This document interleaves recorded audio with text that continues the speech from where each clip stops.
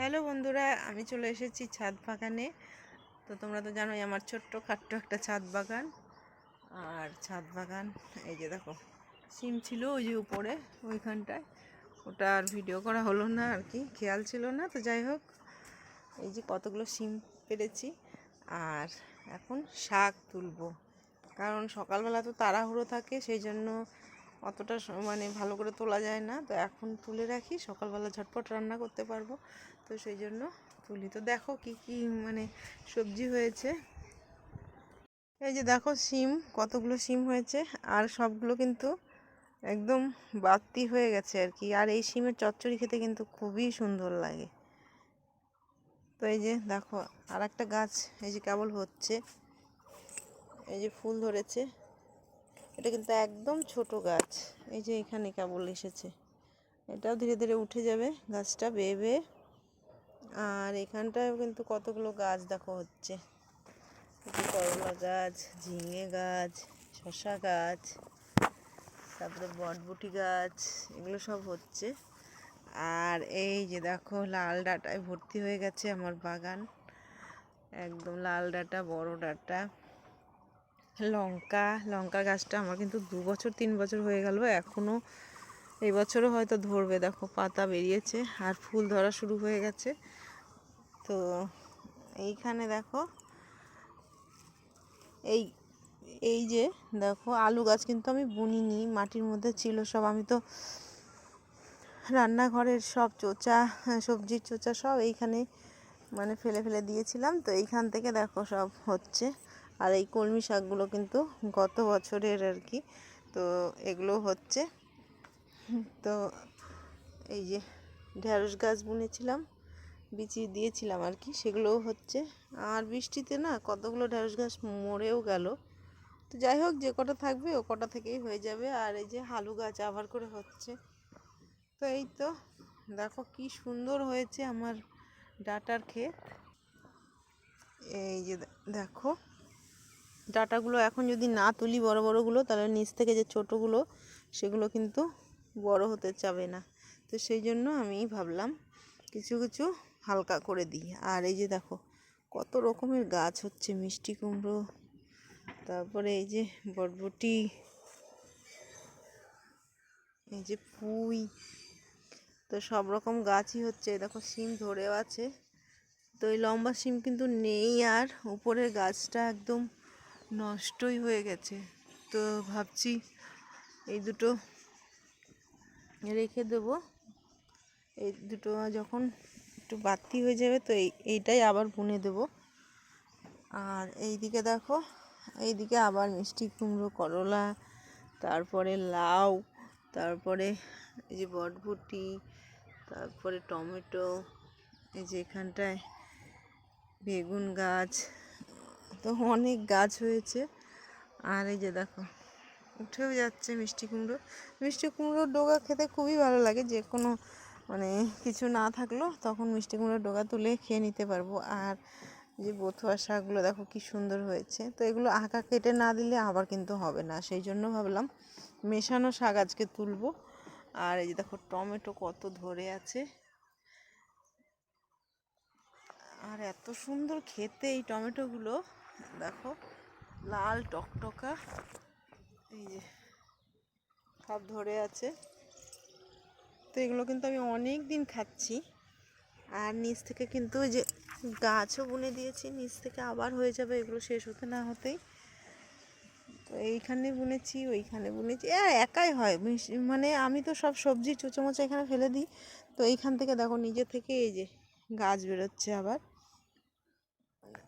আর এইখানে দেখো পালং শাকগুলো এতটাই সুন্দর হয়েছে, ধনেপাতা, পালং শাক এগুলো খুব সুন্দর হয়। মানে দুদিন একদিন হতে না হতে আবার বড় হয়ে যায়। তো আমি শুধু আগাগুলো কেটে নিই, আবার বড় হয়ে যায়। যাই হোক, আমি এখন শাকগুলো তুলে ফেলবো। তো দেখো পুরো ভিডিওটা, আশা করছি ভালো লাগবে। তো এই যে দেখো এই শাকগুলো, এই যে এখান থেকে যদি কেটে নিই, তাহলে এই দেখো কেটে নিলাম। তো এই সাইড থেকে আবার হবে। তো এইভাবে করে আমি ধীরে ধীরে পালং শাকগুলো তুলে নেব, বড় বড় পাতাগুলো, আর এইগুলো তুলে নেব আর কি। এই দেখো নিচ থেকে আবার কিছু কিছু গাছ বেরোচ্ছে, তো এইগুলো চাপে নিচের গাছগুলো হতেই চায় না, তো সেই জন্য একটু ফাঁকা করে দিলে নিচের গাছগুলোও আবার বড় হয়। তো আমি তুলে নিই ধীরে ধীরে।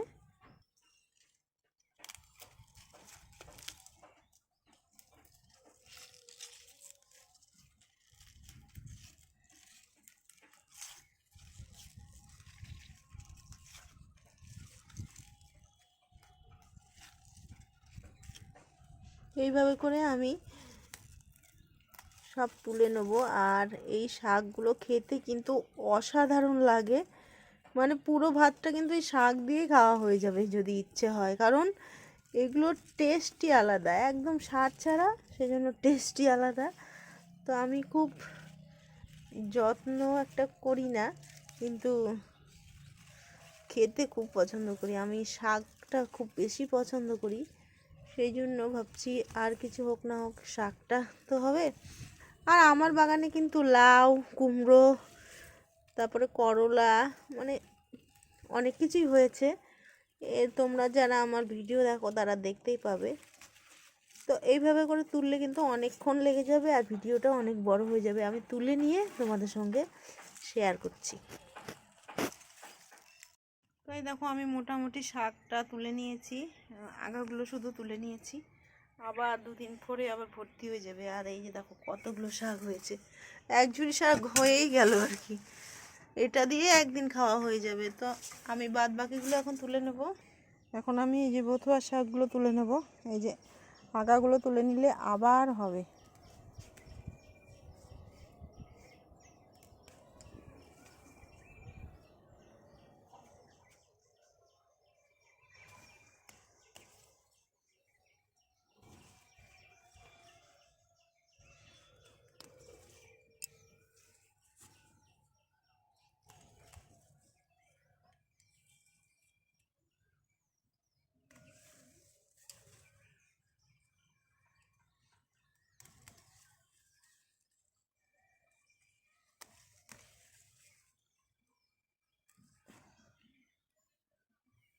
দেখো কতগুলো শাক হয়ে গেল।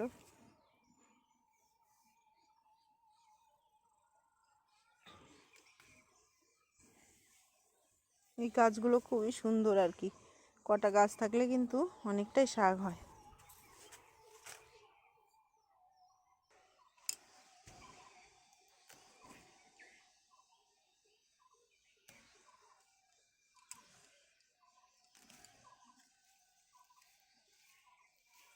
এই যে এগুলোও কিন্তু খাওয়া যায়।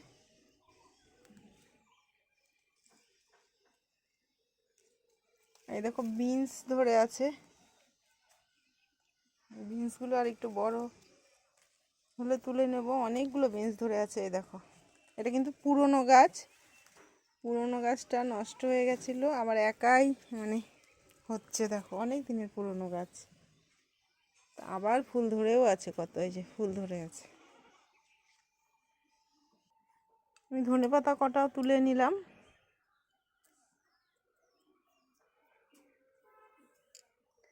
এই যে দেখো কলমি শাকগুলো কত সুন্দর হয়েছে।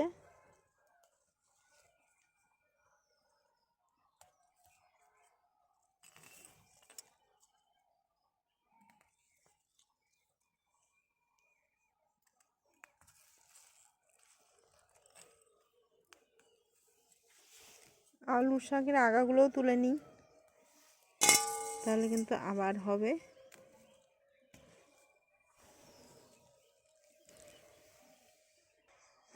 এবার কটা লাউয়ের পাতা তুলে নেব, এত সুন্দর না এই গাছটা আমার শীতের, কিন্তু আমি এই শাকগুলো খাওয়ার জন্য এখনো কাটিনি। মেশানো শাক খেতে আমার খুবই ভালো লাগে। দেখো এখনো কত ধরে আছে।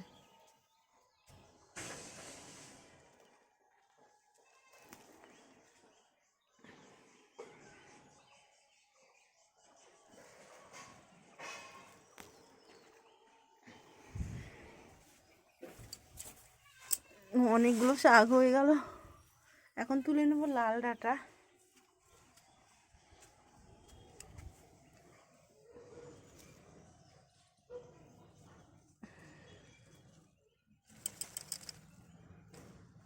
দেখো একটার সঙ্গে আর একটা উঠে যাচ্ছে, আরও দুটো উঠে গেল। তো আমি খুব সাবধানে তুলি, ফোনটা রেখে আমি একটা একটা করে সব তুলে নিই। হ্যাঁ, ধীরে ধীরে।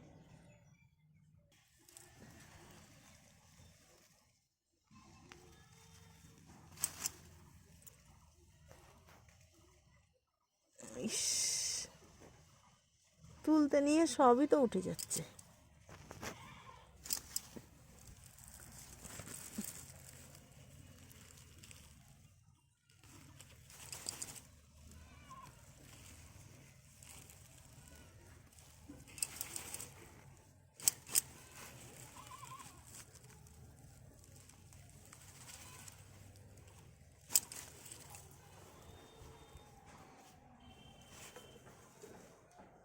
অনেকগুলো হয়ে গেল, পুরো এক থালা। ওই যে দেখো কতগুলো হয়ে গেল। এগুলো এই যে গোড়াগুলো ছিঁড়ে দিয়ে, শাকগুলো এত সুন্দর। এই লাল ডাঁটাটা আলাদাই রাখতে হবে খাওয়ার জন্য, তো একদিন খেতে হবে। খুবই সুন্দর হয়েছে। তো দেখো এখানে আমি এই যে ধনেপাতা, এগুলোর গন্ধই আলাদা, একদম দেশি। আর লাল শাকগুলো দেখেই মনে হচ্ছে এখনই রান্না করে খাই, একদমই কচি। আর এখানে তো এক ঝুড়ি হয়েই গেছে শাক। আর এখানটায়ও শিম কত